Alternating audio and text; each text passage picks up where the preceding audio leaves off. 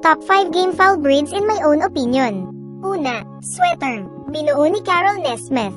Ang Sweater ay patuloy na nanalo sa karamihan ng mga laban sa derby sa matinding kompetisyon sa mga nakaraang taon sa mga pinakamadugong sabungan sa Pilipinas at Mexico.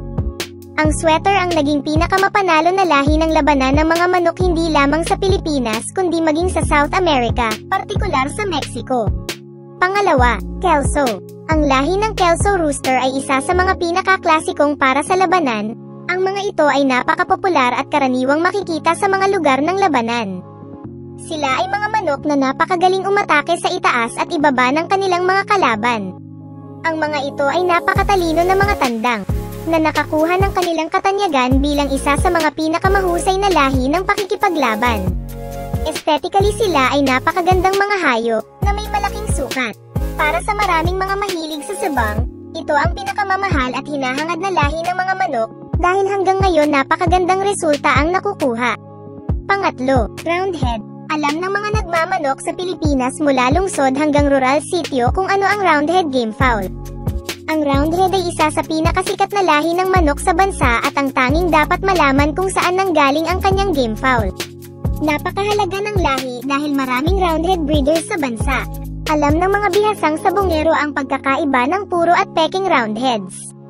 Pang-apat, Hatch. Ang mga Hatch ay ang pinakakilala at inirerekomendang mga linya ng Amerikano sa mga labanan ng mga manok. Isa sa mga katangian na nagpapakilala sa tandang na ito ay ang lakas nito at ang bilis ng pag-atake nito. Kaya't sila ay mahusay sa labanan at hindi madaling mapagod. May higit na lakas sa labanan sa sahig.